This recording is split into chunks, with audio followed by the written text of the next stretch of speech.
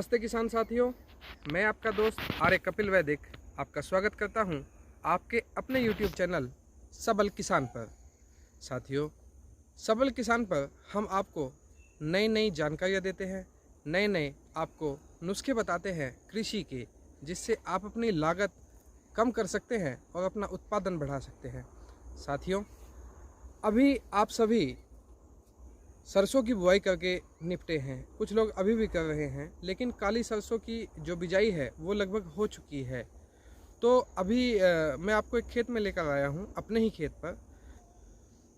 दोस्तों, ये Bayer company की जो 5222 वैरायटी है, इसकी बिजाई हमने अपने खेत में 25 अक्टूबर को की थी और आज 16 नवंबर है। तो 16 नवंबर को 25 अक्टूबर से 16 नवंबर तक इसकी क्या ग्रोथ है, कैसा इसका जर्मिनेशन है, ये देखिए। ये बायर 5222 है, इसका जर्मिनेशन आप देख सकते हैं।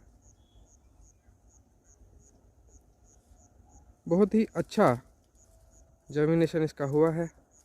इसमें हमने प्रति बीघा 200 ग्राम बीज डाला है।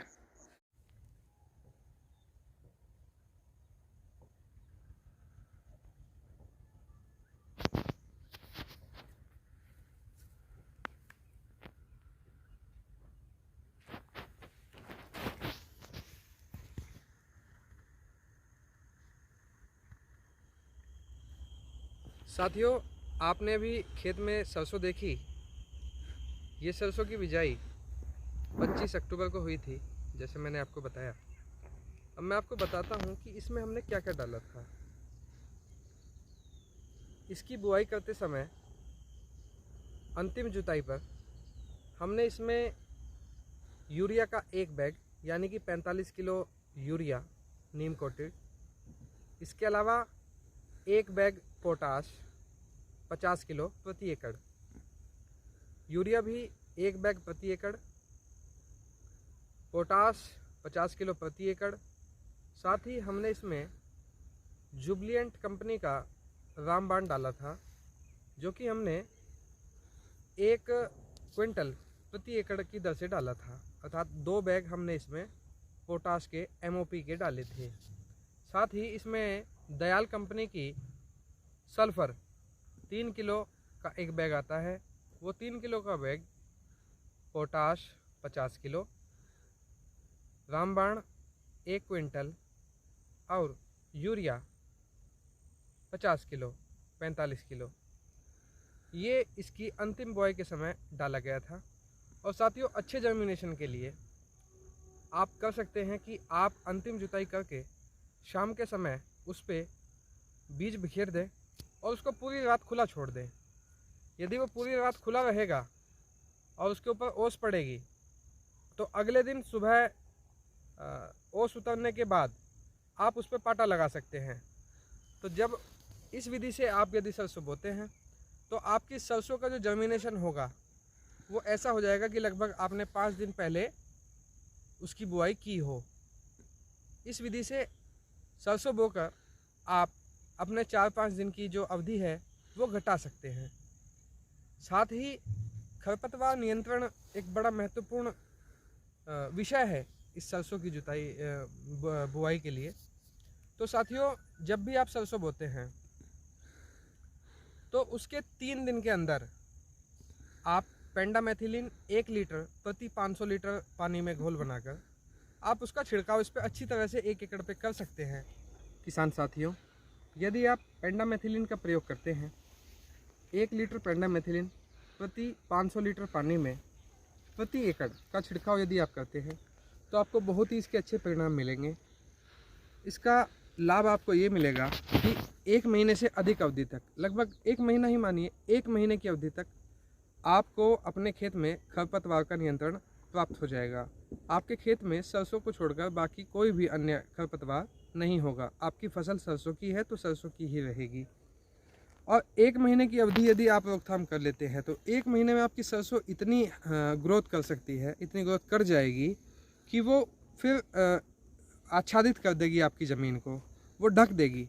तो जैसे ज़मीन ढक जाएगी, चौड़े पत्ते हो जाएंगे, उसके बाद खरपतवार वैसे ही बहुत कम, लगभग ना के बराबर इसमें रहेंगे। उसका आप निराई गुड़ाई के माध्यम से भी या हाथ से निकलवा कर भी उसका मैनेजमेंट कर सकते हैं। साथ ही आपको यह भी ध्यान देना है कि जब आपकी सरसों 40 दिन की हो जाती है, 35 से 40 दिन की सरसों की जब आपकी अवधि हो जाती है, तो इसमें आपको पानी देना है। पानी देने के बाद आप जब इसमें पैर चिपकने लगें, अर्थात जब इसमें आप घूम सकें, तो उसमें आप यूरिया डाल सकते हैं 1 बैग प्रति एकड़, यानी 45 किलो यूरिया प्रति एकड़ आप इसमें डाल सकते हैं। साथ ही इसमें एक महत्वपूर्ण चीज़ ये कर सकते हैं आप, यदि आपको अच्छा उत्पादन लेना है तो अधिकतर क्या होता है किसान भाइयों कि लोगों के मन में वहम होता है कि जितना हम बीज डालेंगे उतना ज़्यादा वो ग्रोथ करेगा या उतना ज़्यादा उत्पादन होगा, जबकि ऐसा नहीं है। मैं आपको याद करने के लिए एक पैरामीटर बताता हूँ, इस पैरामीटर को ध्यान रखिए, ठीक है। ये लगभग 1 फुट बैठता है। आप अपनी हथेली के दोनों अंगूठे ऐसे मिला सकते हैं, आप इसको देखिए, और इसके अंदाजे से आप पहली जब इसकी सिंचाई करते हैं तो सिंचाई के तुरंत बाद जब आपका पैर टिकना शुरू हो जाए और यूरिया डालने से पहले, तो आप इसकी गैपिंग कर सकते हैं। यदि कहीं कहीं ये कुछ घिनकी है, कुछ ज़्यादा घनत्व जहाँ सरसों का है, वहाँ आप इस पैरामीटर के अनुसार पौधे निकाल सकते हैं। आप स्वस्थ पौधे छोड़ सकते हैं, और जो बीमार पौधे हैं या जिनकी ग्रोथ अच्छी नहीं हुई उन्हें आप निकाल सकते हैं। आप देखेंगे कि आपका उत्पादन बढ़ जाएगा।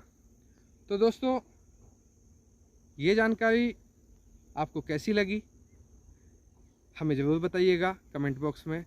साथ ही यदि आपने अभी तक इस चैनल को सब्सक्राइब नहीं किया है तो सबल किसान चैनल को सब्सक्राइब कर लीजिए, क्योंकि याद रखिए यही एक फार्मूला है विश्व के किसी भी विकसित देश का, कि यदि किसान सबल है तो राष्ट्र सबल है।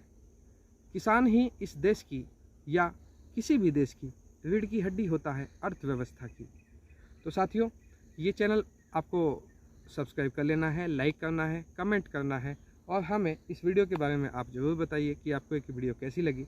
साथ ही हमें आपके सुझाव भी चाहिए कि आप किस विषय पर वीडियो चाहते हैं, तो हम प्रयास करेंगे कि उस पर ध्यान दिया जाए और जो आपको वीडियोज़ चाहिए वो वीडियो हम आपको उपलब्ध कराएं।